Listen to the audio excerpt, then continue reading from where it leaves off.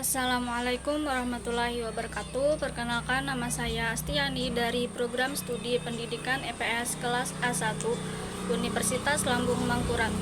Saya akan menjelaskan tentang ruang lingkup jurnalistik, jenis-jenis jurnalistik, dan kode etik jurnalistik. Sebelum saya menjelaskan 3 poin penting tadi, teman-teman harus tahu dulu nih, apa sih jurnalistik itu? Jurnalistik merupakan suatu keterampilan atau kegiatan mengelola bahan berita mulai dari peliputan sampai pada penyusunan yang layak disebarluaskan kepada masyarakat secara rutin setiap hari melalui surat kabar, majalah, atau memancarkannya melalui siaran radio dan siaran televisi.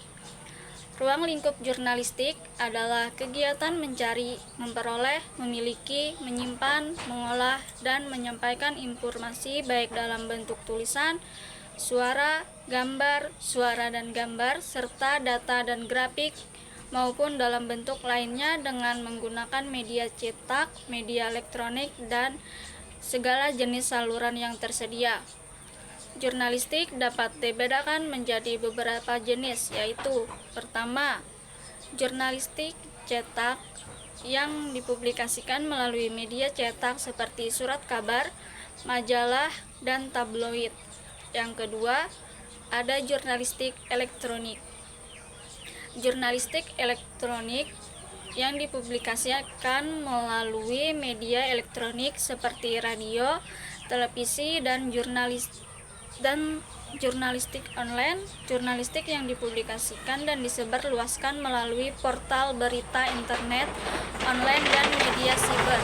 Jurnalistik online juga dikenal dengan istilah online journalism. Selain itu, jurnalistik juga dapat dibedakan berdasarkan jenis berita yang dimuat, seperti berita langsung. Berita langsung adalah jenis berita yang berisi informasi tentang peristiwa terkini yang ditulis secara singkat, padat, lugas, dan apa adanya. Berita opini, berita yang berisi laporan, pandangan seseorang mengenai suatu hal, ide kreatif, pemikiran, atau komentar terhadap sesuatu yang penting. Ada berita interpretatif, berita yang dikembangkan dari fakta dengan menambahkan komentar atau penilaian dari wartawan atau narasumber yang kompeten. Berita ini merupakan gabungan antara fakta dan interpretasi. Ada berita mendalam, jenis berita yang dikembangkan dari berita yang sudah ada dengan mendalami hal-hal yang ada di bawah suatu permukaan. Berita ini biasanya membahas suatu peristiwa atau kejadian dari perspektif tertentu. Kemudian ada berita penjelasan. Berita penjelasan adalah berita yang sifatnya menjelaskan dengan menguraikan sebuah peristiwa secara lengkap, penuh data dan kronologi yang sesuai. Kemudian ada berita penyelidikan, adalah suatu jenis berita yang dikembangkan berdasarkan penyelidikan serta penelitian dari berbagai sumber yang dapat menjadi sumber berita. Jurnalistik juga dapat dibedakan berdasarkan jenis jurnalismenya, seperti jurnalisme damai. Jurnalisme damai memberi kesempatan bagi kedua belah pihak yang sedang berkonflik atau mencari jalan tengah penyelesaian masalah. Jurnalisme perang adalah jurnalisme tentang konflik yang memiliki bias nilai terhadap kekerasan dan kelompok yang melakukan kekerasan. Hal ini biasanya menyebabkan khalayak menilai terlalu tinggi respon kekerasan terhadap konflik dan mengabaikan alternatif yang tidak disertai kekerasan.